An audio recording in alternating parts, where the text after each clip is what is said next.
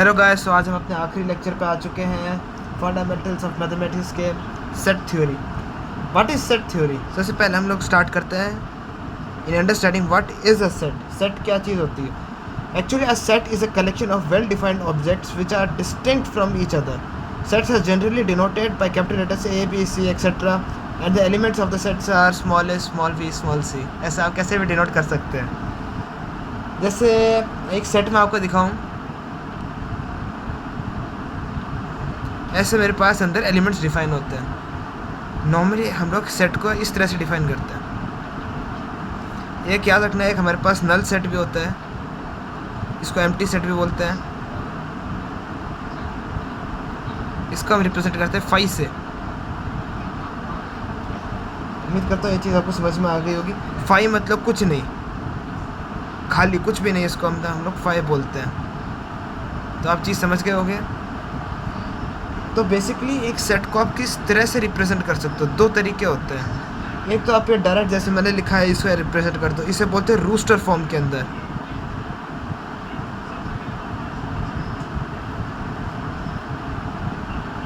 जैसे मैं बोलूँ all the natural numbers between 1 and 5, तो सेट मैंने 2 3 4 रिप्रेजेंट कर दिया। तो ये मेरे पास क्या है? ये मेरे पास तरीका रूस्टर फॉर्म से डिफाइन करने का। क्या? All the numbers between 1 and 5। एक दूसरा तरीका होता है। दूसरा तरीका कौन सा होता है मेरे पास? Set builder form.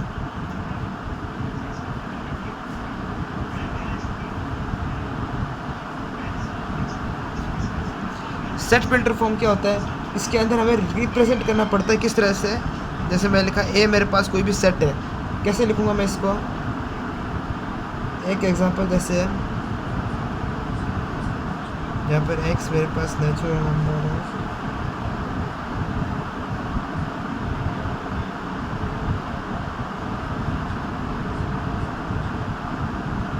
उम्मीद करता हूँ ये चीज़ आपको समझ में आ गई मैंने क्या लिखा है। ठीक है, इस रिप्रेजेंटेशन को हम कहते हैं सेट बिल्डर फॉर्म, जिसके अंदर में एक्स जो वेरिएबल होता है, जिसके इन टर्म्स में वो सेट डिफाइन कर रहा हूँ, इसको ऐसे हम लोग डिनोट करते हैं। जहाँ पर एक्स मेरे पास नेचुरल नंबर, रैशनल नंबर कुछ भी हो सकता है। जैसे यहाँ पर मैंने कहा नेचुरल नंबर बिटवीन 1 and 5, तो एक्स मेरे पास नेचुरल नंबर हो किसके बीच में? 1 and 5 के बीच में। उम्मीद करता हूँ चीज़ आपको समझ में आ गई होगी। एक एग्जाम्पल कराता हूँ चलो मैं आपको, क्योंकि आपको चीज़ अच्छे से क्लियर हो जाए। जैसे चलो आपको सेट बिल्डर फॉर्म के अंदर दिखाता हूँ। चलो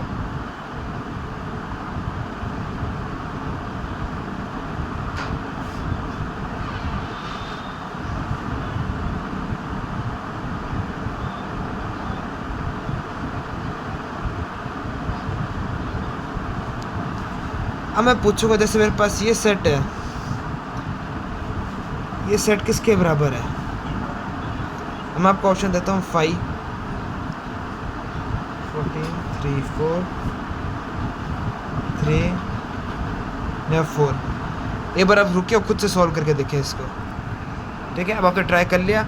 अगर यहाँ पर एंड आ जाता है तो दोनों कंडीशंस का हम लोग क्या लेते हैं? इंटरसेक्शन लेते हैं। मतलब इससे भी जो वैल्यूज़ आ रही है और इसमें जो वैल्यूज़ आ रही हैं, दोनों में कौन सी वैल्यूज़ कॉमन आ रही है वो हम निकालते हैं। अगर और लिखा होता इसमें जो वैल्यूज़ आती है, इसमें जो वैल्यूज़ आती है, उनका यूनियन लेते हैं। यूनियन मतलब जो भी वैल्यूज़ अलग है उनको भी लेते हैं, जो वैल्यूज़ कॉमन है उनको भी लेते हैं। जैसे आप इसको सॉल्व करके देखें, एक्स स्क्वायर बराबर 16 है, तो एक्स की वैल्यू किसके बराबर आ जाएगी? प्लस माइनस 4 के बराबर। एक्स बराबर 6 है तो एक्स के बराबर आ जाएगी 3 के बराबर। एंड 3 किसके बराबर भी नहीं है यहाँ पर देखा जाए, तो मेरे पास आंसर क्या आएगा? 5। ठीक है, उम्मीद करता हूँ आपको समझ में आ गई। अगला टर्म मैं आपको डिफाइन करने जा रहा हूँ।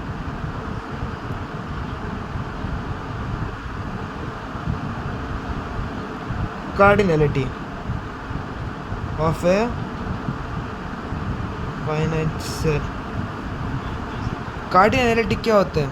एक सेट के अंदर मेरे पास जितने भी एलिमेंट्स होते हैं उनको हम क्या बोलते हैं? उनके नंबर निकालते हैं। जैसे 5 मेरे पास एलिमेंट्स हैं, तो मेरे पास उसकी कार्डिनलिटी क्या हो गई? 5 हो गई। ठीक है, उम्मीद करता हूँ ये चीज़ आपको समझ में आ गई होगी। जैसे मैं लिखा A B C D, तो इसकी क्या आ गई? 4। एक चीज़ याद रखना, जो नल सेट होता है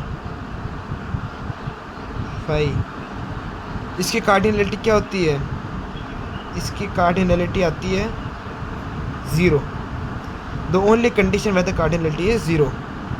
ऑलराइट, हम लोग अपने अगले टॉपिक पे मूव करते हैं।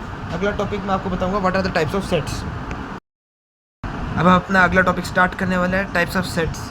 टाइप्स ऑफ सेट्स के अंदर सबसे पहले कैटेगरी आती है हमारे पास नल सेट और एम्प्टी सेट।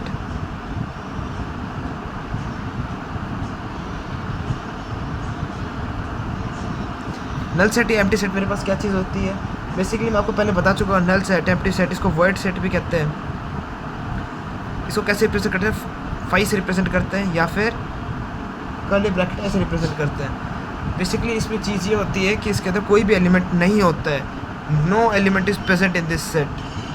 उम्मीद करता हूँ ये चीज़ें समझ पा रहे हैं अच्छे से। जैसे इसका एक एग्जांपल मैं आपको दूँ,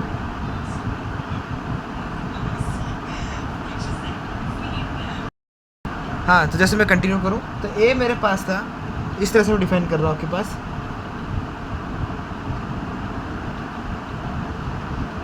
बहुत ही प्यारा एग्जांपल है इसका। एक्स नेचुरल नंबर है, 5 और 6 के बीच में कोई नेचुरल नंबर लाई नहीं करता। 5 और 6 खुद एक नेचुरल नंबर है, तो ऐसे वाले को मैं क्या डिफाइन करूँगा, 5। उम्मीद करता हूँ समझ गया होगा। 5 और 6 के बीच में नेचुरल नंबर नहीं होते, ठीक है। और ये नेचुरल नंबर चाहता है एक्स, जिसके अंदर पूरा चल रहा है। उम्मीद करता हूँ आप ये चीज़ समझ पा रहे हो, ठीक है। नल सेट हमारे इस तरह से ख़त्म होता है। इसके आगे सवाल आएंगे, बताओ डायरेक्ट दे देगा there is a null set, this is this, this is this, intersection है क्या, बताओ आंसर क्या आएगा, नल सेट आएगा, कैसा आएगा। तो उसमें आपको पता होनी चाहिए चीज़ें, टर्मिनोलॉजीज आपको आनी चाहिए। अगली बात करते हैं हम लोग सिंगलेटन सेट की। सिंगलेटन सेट वो होता है जिसके अंदर सिर्फ एक ही एलिमेंट प्रेजेंट हो। फॉर एग्जाम्पल मैंने ये डिफाइन किया, ऊपर वाला एग्जांपल ले लेता हूँ मैं।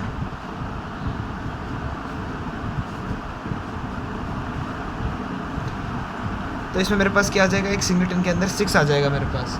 सब बेसिकली इसके अंदर एक ही एलिमेंट प्रेजेंट होना चाहिए। उम्मीद करता हूँ आपको समझ में आ गया होगा। फिर हम आगे मूव करते हैं, मतलब एक ही एलिमेंट प्रेजेंट होना चाहिए, वो कैसे भी हो सकता है, ठीक है। I hope things are clear by now. अगला हम आते हैं फाइनाइट सेट पे।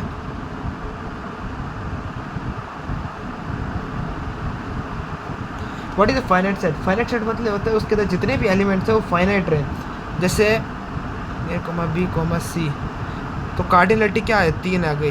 मतलब बेसिकली फाइनाइट सेट वो होता है जिसकी कार्डिनलिटी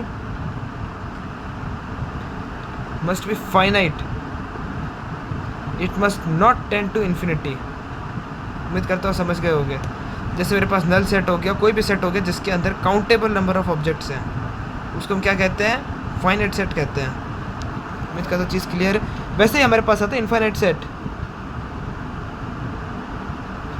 इनफाइनाइट सेट मतलब जिसकी कार्डिनलिटी इन्फिनिटी को टेंड कर जाए, ठीक है। जैसे इसका एक एग्जांपल लूँ मैं,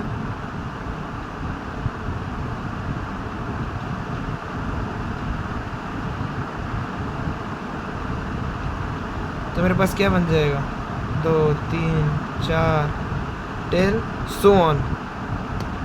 समझ में आ रहा है आपको, इन्फिनिटी तक। तो ऐसी कार्डिनलिटी किसको टेंड कर रही है, इन्फिनिटी को टेंड कर रही है। ऐसे सेट मेरे पास क्या आता है, इनफाइनाइट सेट कहलाता है। ये तो ये चीज़ आपको समझ में आ गई हो। एक आता है मेरे पास subset. Now what is a subset? एक सेट है बी जिसके अंदर 5 एलिमेंट है, एक सेट है जिसके अंदर 3 एलिमेंट है। इसका हर एलिमेंट इसके अंदर है, इसका हर एलिमेंट इसके अंदर। तो मैं क्या कह सकता हूँ, ये साइन होता है डिनोट करने का।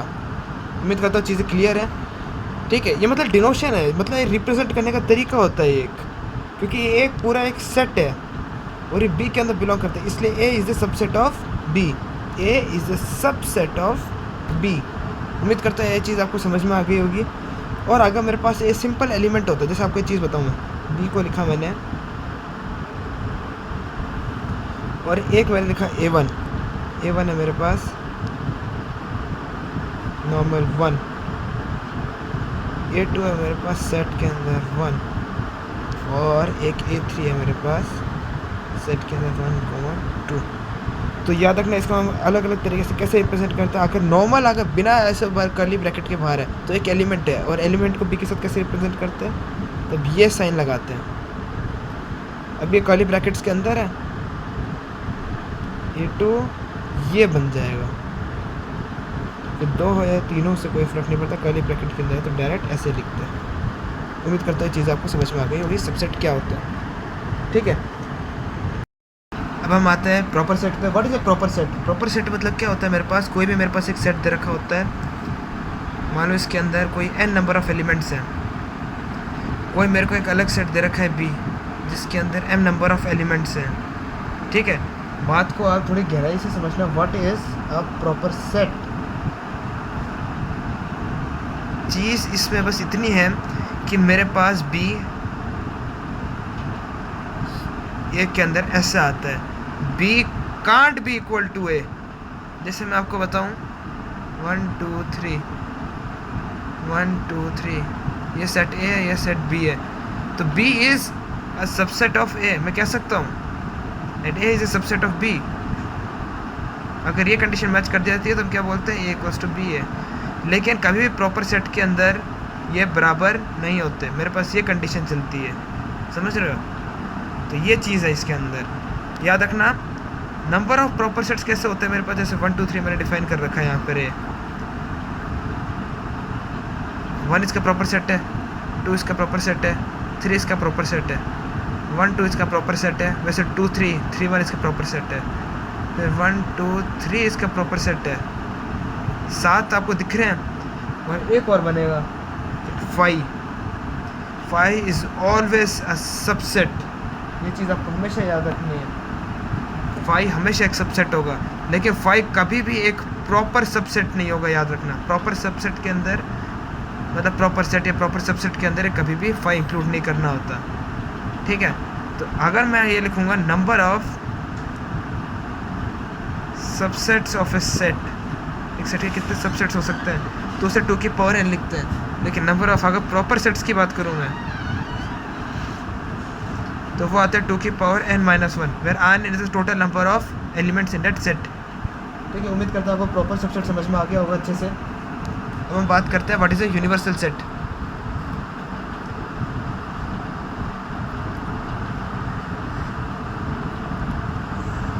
तो यूनिवर्सल सेट क्या होता है हमारे पास? यूनिवर्सल सेट मतलब ये होता है कि मतलब जिस बारे में बात करी जाती है, जिन भी सेट्स के बारे में बात किया जाता है। जैसे मैं बात करूँ ए, मेरे पास कोई भी नेचुरल नंबर्स की बात करूँ मैं, इसके अंदर मैं बात करूँ फ्रैक्शंस के बारे में, इसके अंदर बात करूँ मैं वोल नंबर्स के बारे में, ठीक है। तो बेसिकली ये सिचुएशन होती है यहाँ पे। यूनिवर्सल सेटअप यहाँ पर क्या होगा, मेरे पास set of all the rational numbers. तो बेसिकली इसके अंदर हमारा जो है यूनिवर्सल सेट क्या बनेगा, रैशनल नंबर्स का सेट बनेगा। कैसे बनेगा? Natural, fractions, whole numbers. इसके अंदर ये किसके अंदर आ जाएंगे, तीनों के तीनों सारे रैशनल नंबर्स के अंदर आ जाएंगे। I hope things are clear. इसका एक और अच्छा सा एग्जांपल जो आपको, अगर आपको ये समझ में नहीं आ रहा तो एक सेट लिया मैंने, इसके अंदर है ए बी सी, एक सेट लिया मैंने बी या सी जी कॉमन, तो मेरे पास यूनिवर्सल सेट क्या बन जाएगा,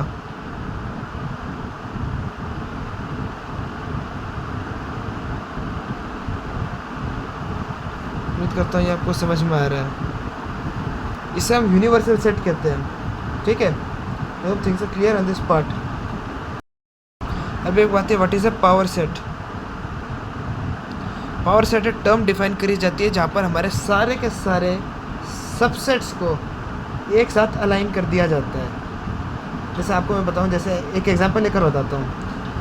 मेरे पास कोई ए लिया 1 2 3, अब इसका पावर सेट क्या होगा, इसका मैंने मान लिया P is power set of A, क्या होगा मेरे पास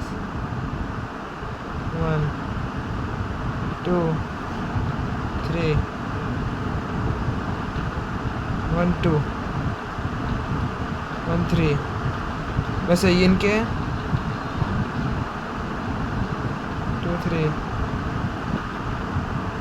1 2 3, और आगे सबसेट्स का है, प्रॉपर सबसेट्स का नहीं, नॉर्मल सबसेट्स का, तो एक 5 भी आएगा। तो 2 की पावर n होने चाहिए मेरे पास, 2 की पावर 3 8 आना चाहिए। 1 2 3 4 5 6 7 8, तो 8 मेरे टोटल हो गए। इससे हम पावर सेट बोलते हैं, जिसके अंदर सारे के सारे सबसेट्स आपके एक साथ आते हैं। Okay, I think things are clear by now. उम्मीद करता हूँ आपको कोई प्रॉब्लम ना हो। जैसे एक मैं आपको एक एग्जांपल और दिखा देता हूँ, एक छोटा सा एग्जांपल और, जैसे मैंने कोई भी दिखाया,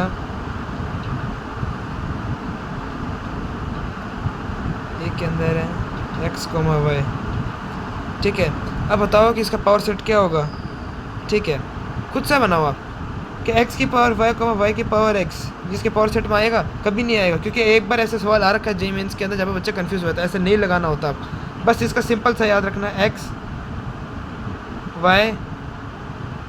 y एक साथ, कॉमा 5, क्यों, क्योंकि 2 की पावर n, 2 की पावर 2, 4, 1 2 3 4 आपके सामने है, इसे पावर सेट बोलते हैं। उम्मीद करता हूँ समझ गए होंगे। अब हम एक नया टॉपिक स्टार्ट करने वाले, ऑपरेशन ऑन सेट्स। तो हम लोग एक सेट पे किस तरह के ऑपरेशन कर सकते हैं। इसमें पहला आता है यूनियन, जैसे कि मैंने पहले आपको जिक्र कर रखा है इस चीज़ का। यूनियन मतलब होता है जैसे मेरे पास कोई भी एक सेट है,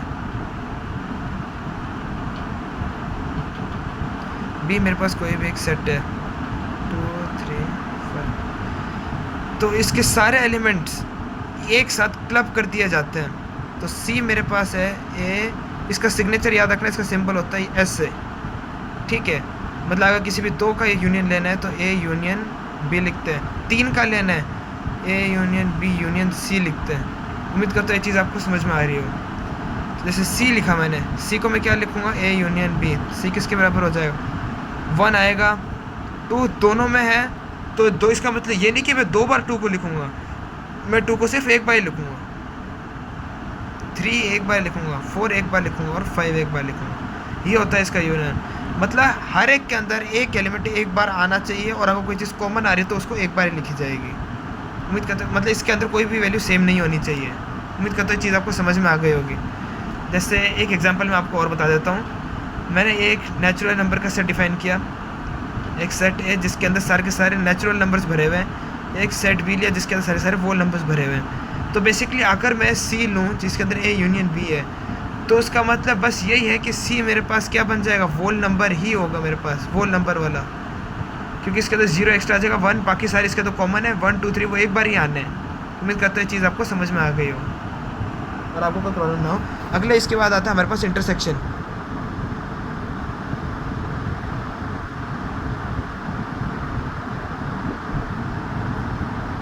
इंटरसेक्शन का सिंपल होता है मेरे पास उल्टा यू।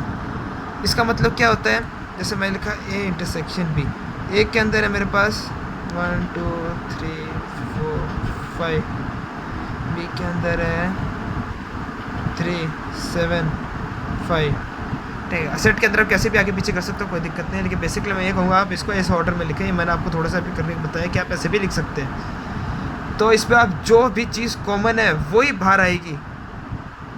ए इंटरसेक्शन बी मेरे पास किसके बराबर होगा, 1 इस पर कॉमन है नहीं, 2 कॉमन है नहीं, 3, हाँ 3 कॉमन है, 3 आ गया, 5 कॉमन है, हाँ 5 कॉमन है, 3, ये आ गया मेरे पास ए इंटरसेक्शन बी।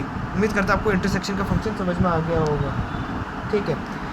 अगर आप किसी का भी इसके साथ इंटरसेक्शन करेंगे किसी भी सेट का, वो आपको हमेशा फ़ायदा देगा, ठीक है। एज एन एग्जाम्पल आपको ये चीज़ बताइए, ये आप खुद से भी सोच सकते हैं, ठीक। और अगर आप 5 का किसी के साथ भी यूनियन करेंगे तो आपको वो सेट मिल जाएगा। I hope things are clear by now. अब हम बात करते हैं difference of 2 sets. What is the difference of 2 sets, बताता हूँ आपको, ठीक है सर। इतना हमें समझ में आ जाता है कि हम लोग क्लब कर सकते हैं, इतना समझ में आ गया हम कॉमन लेके हटा सकते हैं। डिफरेंस मतलब क्या है, क्या आप हर एक टर्म को माइनस कर रहोगे, जी बिल्कुल नहीं। डिफरेंस का मतलब बिल्कुल नहीं है। डिफरेंस ऑफ 2 सेट्स, जैसे मेरे को ए का ए माइनस बी करना है, ठीक है। डिफरेंस ऑफ 2 सेट्स, तो ए माइनस बी अगर करो, ए को मैंने एग्जांपल लिया A comma B comma C comma D, और बी को मैंने एग्जांपल लिया B comma C comma E comma F. अब ए माइनस बी करूँगा तो जो एलिमेंट्स जो इन दोनों में कॉमन है वो ए में से हटा देने होते हैं, बस यही करना होता है और कुछ नहीं करना होता। जैसे इसमें ए कॉमन नहीं है, ए बी कॉमन है, बी हट जाएगा, सी कॉमन है, सी हट जाएगा, डी इसमें नहीं है, सिर्फ ए कॉमन डी, बस ये करना होता है। जो भी इसके अंदर कॉमन है, जैसे बी कॉमन है, सी कॉमन है, बस वो हटा देंगे, बाकी इसका कोई लेना देना नहीं जो एक्स्ट्रा एलिमेंट्स है। उम्मीद करता हूँ ये चीज़ आपको समझ में आ गई होगी, ठीक है, और आपको कोई प्रॉब्लम नहीं आई होगी। अब बात करते हैं अपने अगले ऑपरेशन के बारे में, which is complement of a set. Complement of set का मतलब क्या होता है, मेरे पास एक सेट है ए, ठीक है,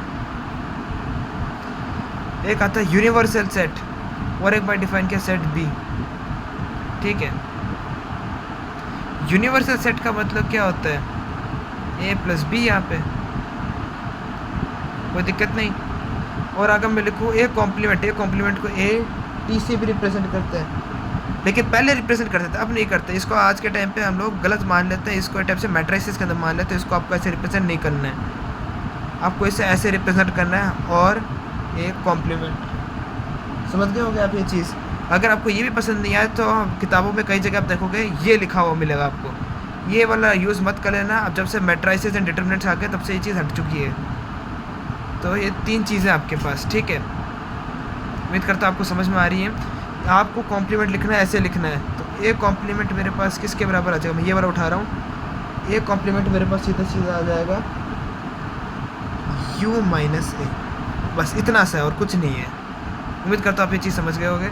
जैसे मैंने लिखा ए है मेरे पास 1 2 3 4 और मैंने लिखा यूनिवर्सल सेट है मेरे पास 1 2 3 4 5 6 7 8। उम्मीद करता हूँ कोई प्रॉब्लम नहीं आएगी। 8 के साथ एक ए और लगा देता हूँ। तो मेरे पास आप बताओ ए कॉम्प्लीमेंट क्या आएगा, खुद से लिख। सॉरी, ये मेरी आदत ख़राब हो रखी है थोड़ी सी, ठीक है। तो अब मैं आपसे बताऊं कि ये क्या होगा। 1 1 2 3 4 u माइनस ए, मैंने आपको पहले से बताया डिफरेंस ऑफ सेट्स, मैंने आपको पहले से बता रखा है ये चीज़, आपको थोड़ी देर पहले करी हमने। तो u माइनस ए आप बता सकते हैं, मैं लिख रहा हूँ डायरेक्ट। अगर आप पहले सोच रखा है आप चेक कर लीजिए कि सही है गलत है।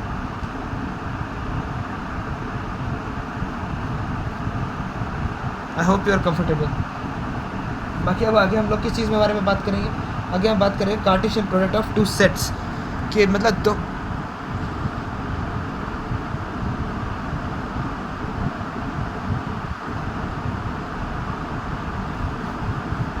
कार्टेशियन प्रोडक्ट्स ऑफ सेट क्या कहते हैं मेरे पास। इसके अंदर ये होता है हम ए क्रॉस बी करते हैं। होगा सर ए क्रॉस बी में अब हम क्या मल्टीप्लाई कर रहे हैं, सबको मल्टीप्लाई कर रहे हैं, लेकिन किस तरह से कर रहे हैं वो मैं आपको दिखाता हूँ। जैसे मैं लिखा एक के अंदर मेरे पास 3 एलिमेंट है, ठीक है, समझना आप बात को। और बी के अंदर भी मेरे पास 3 एलिमेंट है। तो ये टेबल बना लीजिए, यहाँ पर 1 2 3 1 2 3।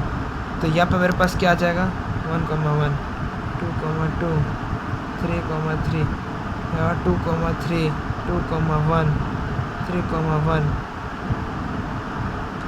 2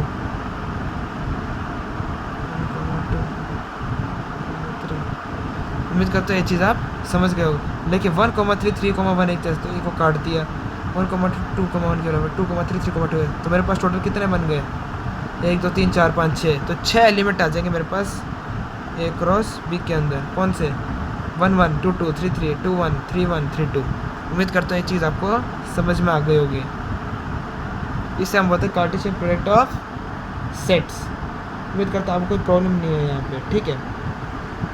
बेसिकली एक मैं आपको इसका एक्सप्रेशन बता देता हूँ। एक्सप्रेशन इसका ऐसे लिखते हैं हम लोग,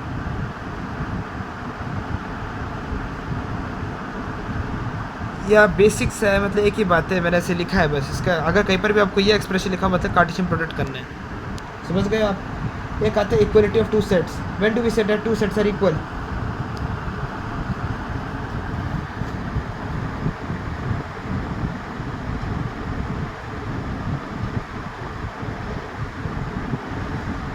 इक्वलिटी सेट्स के अंदर ये होता है, एक के अंदर मान लो मेरे पास 5 एलिमेंट, बी के अंदर भी 5 एलिमेंट है।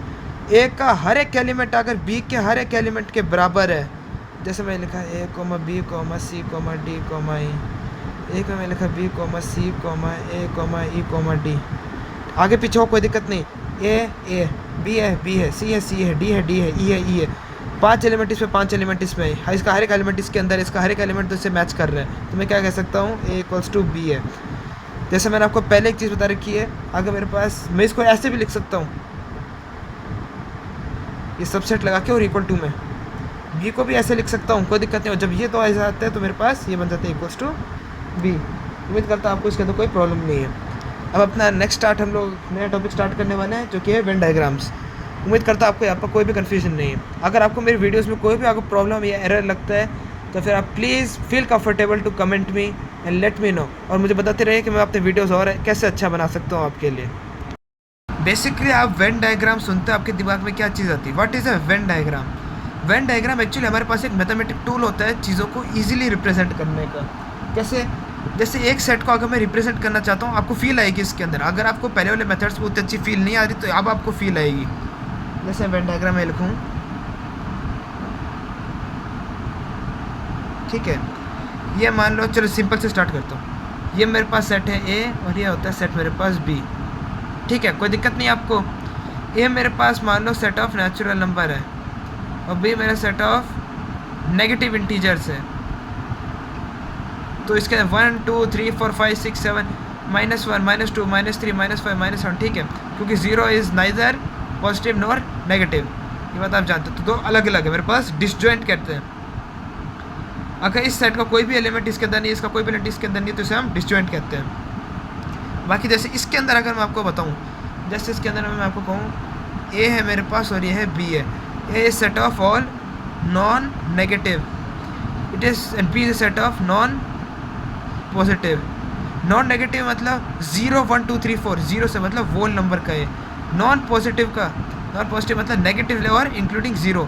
तो 0 एक एलिमेंट कॉमन आ रहा है, तो इसलिए इंटरसेक्शन हुआ। इंटरसेक्शन के अंदर बस एक 0 आएगा, यहाँ पर सारे पॉजिटिव आएंगे, इस वाले के अंदर सारे पॉजिटिव आएंगे। ये वाला पार्ट सिर्फ 0 के लिए है और ये वाला पार्ट आता है हमारे पास किसके लिए? नेगेटिव वालों के लिए। इस तरह से वेन डायग्राम के साथ हम खेलते हैं। वेन डायग्राम का आपको एक अच्छा सा एग्जांपल और बता देता हूँ। मान लो 5 लोग हैं जिनको एप्पल पसंद है, 6 लोग हैं जिनको मैंगो पसंद है, 2 लोग हैं जिनको एप्पल और मैंगो दोनों पसंद है। अब कितने लोग हैं जिनको सिर्फ एप्पल पसंद है, मैंगो पसंद नहीं? कितने लोग हैं जिनको मैंगो पसंद है और एप्पल पसंद है? ये कैसे निकालते हैं? मैं ऐसे डिफाइन करता हूँ, बहुत सिंपल तरीका है। ये वाले जिनको एप्पल पसंद है, ये वाले जिनको मैंगो पसंद है। एप्पल वाले 5 है तो ए वाले मेरे पास 5 है। एम वाले मैंगो जिनको पसंद है कितने? मेरे पास 6 है। एप्पल और मैंगो एंड आ गया तो मतलब इंटरसेक्शन की बात कर रहे हैं। तो मेरे पास ए इंटरसेक्शन एम किसके बराबर आ गया? 2 के बराबर आ गया। ये वाला ए मुझे पता है 5 है, ये वाला मुझे पता है 2 है। अब मुझे ये चेक करना है कि ये वाला मेरे पास कितने के बराबर, जो ये वाला टुकड़ा है। पटवारी वाली फील आ रही होगी आपको। तो बेसिकली मतलब ये चीज़ होती है कि हमारे पास, हाँ, जो पटवारी वाला ही काम है यहाँ पे, हमें इसके अंदर एरिया के साथ खेलना है। मतलब नाप तोड़ करके एरिया के साथ खेल रहे हैं हम लोग। इसका ये वाला पार्ट, जो ये एरिया, ये किसकी क्या रिप्रेजेंट करता है? ये वाला एरिया क्या रिप्रेजेंट करता है? ये वाला हर एक पार्ट के एरिया, जो हर एक पार्ट जो टूटा वाला वो कुछ रिप्रेजेंट कर रहा है। याद रखना ये चीज़ आप। तो वो लोग जिनको आम मतलब एप्पल पसंद है, आम पसंद नहीं है, तो ए माइनस एम, समझ में आई चीज़? जो ये वाला कॉमन है वो हट जाएगा ए में से। ए माइनस एम किसके बराबर है मेरे पास? तो बेसिकली ए माइनस, एक्चुअली एम नहीं करेंगे, ए माइनस ए इंटरसेक्शन एम लिखूँगा मैं। ए माइनस एम आपको ऐसे डायरेक्ट नहीं लिखना चाहिए, या तो आप इसे लिखे तो डायरेक्ट ऐसे लिखे, set A minus set B, ठीक है, क्योंकि इसके अंदर, क्योंकि हमने इंटीजर डिफाइन कर रखे हैं यहाँ पर, या तो अगर इस सेट्स के अंदर चले हम लोग तब तो ये कुछ बात बने। तो ए माइनस ए इंटरसेक्शन बी करेंगे तो मेरे पास क्या बनेगा? 3। तो 3 लोग आते हैं यहाँ पर जिनको सिर्फ एप्पल पसंद है, आम पसंद नहीं। दोनों में तो कॉमन क्या थे? ये थे 2। बात करें जिनको मैंगो पसंद है तो मैं क्या करूँगा? ए माइनस इंटरसेक्शन बी। तो 6 में से 2 माइनस किए 4, तो यहाँ पर कितना आ गया? 4। अब आप देखिए कितनों को एप्पल पसंद है? 3 + 2 5 लोगों को एप्पल पसंद है। कितने लोगों को मैंगो पसंद है? 4 + 2 6 लोगों को मैंगो पसंद है। कितने लोगों को दोनों पसंद है? 2 लोगों को पसंद है। इस तरह से खेला जाता है। अब इसके अंदर मैं आपको कुछ वेन डायग्राम्स बना के दिखा देता हूँ, उनका सिंबलाइज क्या होता है। ए और बी, तो इसका मतलब क्या है मेरे पास? कोई दिक्कत नहीं, अगले पे आते हैं। मैंने लिखा ये वाला, सिर्फ ये वाला एरिया ध्यान से देखिएगा ये वाला एरिया, तो इसका हम क्या लिखेंगे, a minus B, difference of sets. कोई प्रॉब्लम नहीं आएगी आपको इसके अंदर। अगर मैं इस तरफ शेयर कर देता तभी आप इसीलिए लिख सकते b माइनस है, ये a है, यहाँ पर b है। ध्यान रखने का कि आप कुछ गड़बड़ ना कर दें यहाँ पे।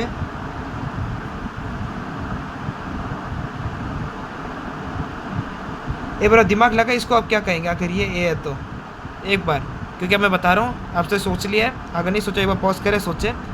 तो इसको हम लिखेंगे u माइनस है। उम्मीद करता हूँ आपको ये चीज़ समझ में आई। या फिर इसको a, हमने थोड़ी देर पहले इसे हमने पढ़ा है, क्या होता है ये, कंपोनेंट ऑफ क्या बोलते हैं हम इसे, complement of a set, component नहीं बोलते, ध्यान रखना इसका। अभी हम बात करते हैं तो डिस्जॉइंट सेट्स में आपको पहले बता चुका हूँ, इसलिए आपको उस पर ध्यान देने की ज़रूरत नहीं। तो हम लोग बेसिकली 2 का तो हम पढ़ चुके हैं, बात करते हैं 3 का। ये ए, ये है बी, ये है सी। अगर ये वाला पकड़ा मैंने, ये किसके बराबर है, A intersection B intersection C. समझ गए होंगे ए और बी सी तीनों के अंदर कॉमन नहीं, ए और बी के अंदर आता तो ये वाला एरिया आता है मेरे पास, और ये वाला एरिया और सी वाले के अंदर कॉमन किया है। उम्मीद करता है समझ में आ गया होगा आपको। अब मैंने लिया ये वाला एरिया, ये वाला किसके बराबर है मेरे पास, सबसे पहले A intersection B union B intersection C, union A intersection C. समझ गए होगे आप, ए और बी के बीच का ये आ गया, ये ए और बी के बीच का ये आ गया, ए और सी के बीच में ये आ गया, बी और सी के बीच में ये आ गया, उनका यूनियन ले लिया। उम्मीद करता हूँ आपको इसको कोई प्रॉब्लम नहीं आई होगी अब तक। एक हम बात करते हैं इस वाले का, कैसे लिखोगे आप इसको, मैं लिख सकता हूँ सी माइनस ए यूनियन बी। आप डरिएगा मत, चाहे आपके सामने कितना ही बड़ा आ जाए, कितना बड़ा चट्टान आ जाए, अगर आपको लग रहा है आप सही लिख रहे हैं तो लिखते जाए, कोई दिक्कत नहीं, खुद पे भरोसा रखें, सही कर रहे हैं आप। और अगर आपको लग रहा है गलत हो रहा है, दोबारा करें, 1 बार 2 बार 5 बार, पक्का होगा। मैं आपको बता रहा हूँ, मैथ यही है, मैथ को आप जब तक नहीं लिखोगे तब तक आपसे नहीं होगा। ज़बान दे रहा हूँ मैं आपको, एक्सपीरियंस से बता रहा हूँ, ठीक है। और जैसे एक आपको पूरा ही शेड करके दिखा देता हूँ यार, ये पूरा का पूरा शेड कर दिया मैंने, कुछ नहीं छोड़ा हर एक जगह। तो इसको क्या लिखेंगे, बहुत ही सिंपल सा है यार, A union B union C. तो बेसिकली आप सीख चुके हैं कि हम लोग कैसे खेलते हैं वेन डायग्राम के साथ, ठीक है। अब मैं सीधा आपको काम की जगह लेकर जा रहा हूँ, वेन डायग्राम के अंदर हम लोग किस तरह से खेला करते हैं। मैं आपको थोड़े इंपॉर्टेंट लॉज बता रहा हूँ, 4 इंपॉर्टेंट लॉज आपके सामने, और 3 आइडेंटिटीज़ बताऊँगा मैं आपको। बस इन्हीं के साथ खेलना और कुछ काम नहीं है वेन डायग्राम के अंदर, बहुत सिंपल काम होगा। अब गाइस हम अपने फाइनल टॉपिक पे आ चुके हैं, जो है important laws of set theory. Important laws जैसे हमारे क्या सबसे पहले आते हैं, कम्यूटेटिव लॉ। बेसिकली आपको चीज़ें पता होनी चाहिए, नाम पता होने से उतना कुछ नहीं होगा। बेसिकली आपको किस तरह से किस लॉ को आप कब यूज़ कर सकते हैं, बस आपको ये आपको ध्यान में रखना है, क्योंकि आपको वहाँ पर कोई पन्ना नहीं भरना है, आपको बस वहाँ पर आंसर निकालना है कैसे भी करके। बस आपको जेई एडवांस सबसे यही मांगते हैं। कम्यूटेटिव लॉ क्या कहता है हमारे पास, मैं इसको ऐसे लिख सकता हूँ, बहुत बेसिक सी चीज़ है, कोई दिक्कत नहीं है इसमें, ठीक है। लेकिन आपको पता होनी चाहिए, आपका धर्म बनता है ये सब चीज़ें आपको पता करना। एसोसिएटिव लॉ, क्योंकि आप जो चीज़ें अभी ये नॉर्मल आप देख रहे हैं, क्योंकि आप जब आईआईटी पहुंच जाएंगे तब वो सीधा बोलेंगे आपके सामने, ये आईआईटी नहीं बोलेंगे, वो आपको सीधा नाम बोलेंगे। कम्यूटेटिव लॉ आपको आता है, एसोसिएटिव लॉ आपको आता है, आपको ये क्लोजर प्रॉपर्टी आती है, आपको ये आता है, आपको वो आता है, वो डायरेक्टली छोटे टर्म्स में बोलेंगे, तब आपके ऊपर से जाएगा कि क्या बोल रहे हैं। तो बेसिकली आपका फ़र्ज़ बनता है कि आपको हर एक चीज़ के नाम पता हो। एसोसिएटिव लॉ जैसे मैं आपको बताऊँ,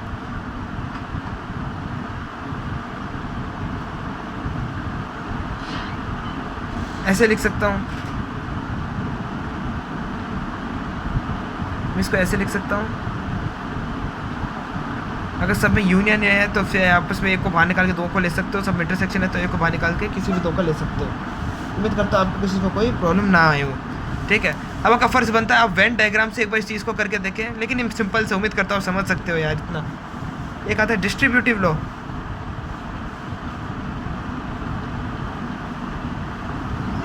व्हाट इज डिस्ट्रीब्यूटिव लॉ? ये आता है मेरे पास जब बीच में एक साइन बदल जाए यहाँ पे।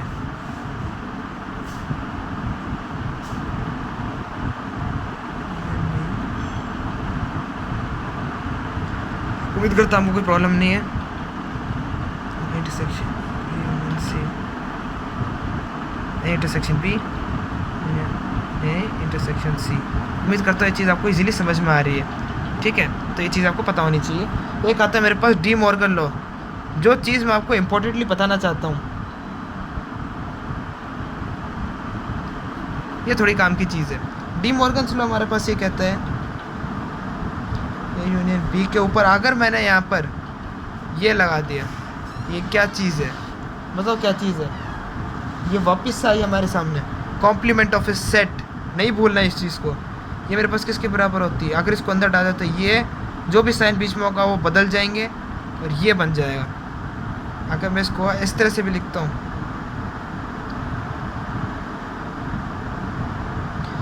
अब एक बार इसको वेन डायग्राम पे करके देखते हैं।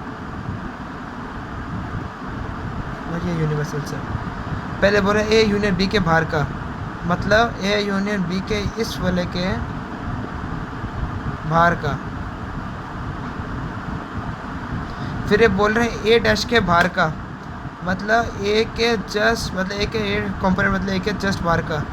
मुझे दिख रहा है बी का ये वाला पार्ट इंक्लूड हो रहा है, ठीक है। मैं इसको ऐसे हाईलाइट कर देता हूँ, ये वाला पार्ट अंदर आ रहा है। इंटरसेक्शन इस पूरे के साथ बी का है, तो फिर मेरे पास ए का ये वाला कंपोनेंट साथ आ रहा है। लेकिन इंटरसेक्शन है तो ये वाला इसके अंदर नहीं आ रहा है, ये वाला इसके साथ कॉमन नहीं आएगा, तो सिर्फ ये ही बाहर आ रहा है, तो प्रूव हो रहा है। तो या फिर आप इसको एक डायग्राम अलग से बनाओ और एक वेन डायग्राम अलग से बनाओ, लेफ्ट फिले को राइट से कंपेयर करके देखो कि सेम बन रहा है या नहीं बन रहा। तो एक बार ज़रूर आप इसको करके देखें, ठीक है। अगर आपको चीज़ अच्छे से समझ में नहीं आई है तो, और मैं उम्मीद करता हूँ आपको आ गई होगी। फिर हम आते हैं अपने लास्ट टॉपिक पे, जो कि आते हैं मेरे पास क्या, इम्पोर्टेंट आइडेंटिटीज़। कुछ लोग बोलते हैं हमें वेन डायग्राम की ज़रूरत नहीं पड़ती, अब आइडेंटिटीज़ के साथ खेलते हैं। तो आइडेंटिटीज़ के साथ क्या, मैं आपको 3 आइडेंटिटीज़ बताने जा रहा हूँ। एन ए यूनियन बी को हम क्या लिखते हैं, n A plus n B minus n A intersection B. मतलब आपको ये चीज़ समझा देता हूँ मैं। जैसे ये ए है, ये बी है, इसके अंदर मान लो मैं, जैसे मैं आपको पहले करके दिखा चुका हूँ ये चीज़। एन इसके अंदर कितने एलिमेंट्स हैं, मान लो पी एलिमेंट्स हैं, बी के अंदर एलिमेंट्स कितने हैं, क्यू एलिमेंट्स हैं, इसके बीच में एलिमेंट्स कितने हैं, आर एलिमेंट्स हैं। तो वो एलिमेंट जो सिर्फ ए के अंदर है लेकिन बी में नहीं है, तो पी माइनस आर होंगे। जो बी के अंदर है लेकिन ए के अंदर नहीं है, वो क्यू माइनस आर होंगे। तो फिर टोटल हमारे देखिए ए पूरे इसके अंदर कितने आएंगे, इन तीनों का सम कर दो, P minus R plus Q minus R plus R. मेरे पास क्या बन जाएगा, P plus Q minus R. P क्या है मेरे पास, ए वाला पूरा एन ऑफ ए, क्यू है मेरे पास एन ऑफ बी, और आर क्या है जो दोनों के अंदर कॉमन है। मैंने ऐसा आपको प्रूव करके दिखा दिया है। अगली आइडेंटिटी मेरे पास क्या आती है,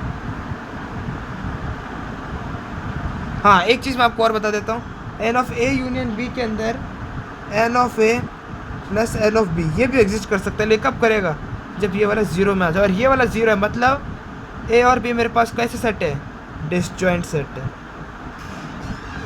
उम्मीद करता हूँ ये चीज़ आपको काफ़ी अच्छी तरह से क्लियर हो गई होगी। लास्ट आइडेंटिटी, इसके साथ हम लोग ख़त्म करेंगे। फिर बस इसके बाद मैं आपको एक एग्जांपल कराऊंगा, ओनली 1 एग्जांपल, कि आपको फिर कोई प्रॉब्लम ना आए आगे। जैसे एक एग्जांपल मैं आपको जो कराऊंगा, इसके बाद पहले आपको आइडेंटिटी बता देता हूँ। फाइनल आइडेंटिटी आज के लेक्चर की, ये n of A union B union C इसके बराबर होगा n of A plus n of B plus n of C minus n of A intersection B plus n of B intersection C plus n of C intersection A. उम्मीद करता हूँ आपको कोई problem ना हो इसमें, लेकिन प्लस इसमें हम लगाएंगे n of A intersection B intersection सी।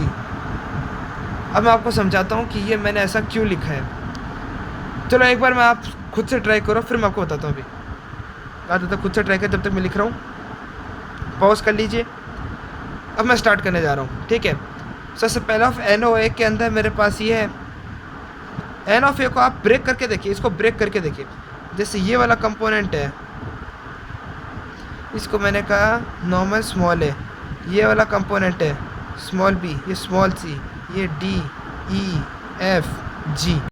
ऐसे एग्जाम्पल बहुत ही सिंपल सा है। एक सर्वे हुआ, ठीक है, जिसके अंदर टोटल मेरे पास 25 बच्चे थे जिनका सर्वे लिया गया, कोई दिक्कत नहीं। उसमें से पता चला कि 15 ने मैथ लिए, ठीक है,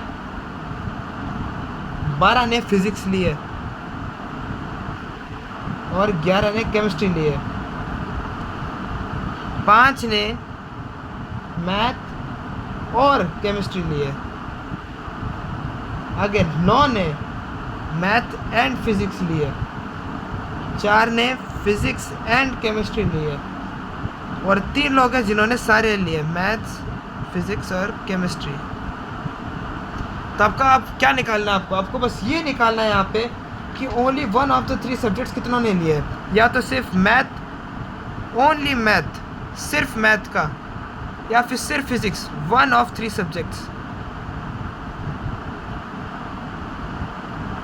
मतलब जिन्होंने सिर्फ मैथ लिया, जिन्होंने सिर्फ फिजिक्स लिया, जिन्होंने सिर्फ केमिस्ट्री ली, तीनों का ऐड कर दो बस। तो ऐसे सवाल टाइप पे हम लोग वेन डायग्राम के साथ काफ़ी अच्छे से खेलना जानते हैं। वेन डायग्राम ऐसे सिचुएशन बहुत ईजी कर देता है गाइस। जैसे तीनों में कॉमन क्या है? 3, कोई प्रॉब्लम नहीं। इसको मैं लिखा मैथ, इसको क्या फिजिक्स, इसको क्या केमिस्ट्री, कोई प्रॉब्लम नहीं होगी आपको। मैथ और केमिस्ट्री, मैथ और केमिस्ट्री 5, तो यहाँ पर आ जाएंगे। जिन्होंने मैथ और केमिस्ट्री फिजिक्स नहीं लिया तो 2 आ जाएंगे, 5 में से 3 हटाया 2। अब आप वैसे जल्दी जल्दी करेंगे हम इसको। मैथ और फिजिक्स के बीच में 9, 9 माइनस 3 6। वैसे फिजिक्स और केमिस्ट्री के बीच में 4, 4 में से 3 घटाया 1, ठीक है। मैथ वाले कितने हैं मेरे पास? 15 हैं, 6 7 8 9 10 11, तो यहाँ पर आ गया 4। केमिस्ट्री वाले मेरे पास कितने हैं? 11 हैं, 4 5 6 5। उसका करते फिजिक्स वाले मेरे पास कितने हैं? 12, 6 7 9 10, तो 2। जिन्होंने एक ही सब्जेक्ट लिया है 5 4 9 + 10 11। उम्मीद करता हूँ इसी के साथ हमारे चैप्टर ख़त्म होता है। और मैं आपको चीज़ बता देता हूँ, मैं एक लिंक डाल रहा हूँ नीचे, जिसके अंदर मैं सबसे बढ़िया सवाल जो मैंने इस चैप्टर के किया वो मैं डालने वाला हूँ। लेवल 1 वो है जो कि बहुत ही ईजी है। अगर आप बिगनर है, आपके मैथ स्ट्रॉन्ग नहीं है, तो आप लेवल 1 से स्टार्ट करें। अगर आपकी मैथ ठीक ठाक या फिर अच्छी है तो आप लेवल 2 से स्टार्ट करें। आपकी मैथ आगे चाहे कितनी अच्छी हो, मैं आपको यही कहूँगा कि आप लेवल 2 से स्टार्ट करें। 3 लेवल में मैंने डिवाइड किया है। सो प्लीज़ आप ज़रूर मेरे जो आपको सवाल में डाल रहा हूँ वो ज़रूर करिए। अगर आपने मेरा चैनल अब तक सब्सक्राइब नहीं किया है तो ज़रूर सब्सक्राइब कीजिए। मैं इस जर्नी में आपके साथ हूँ। So let's do it.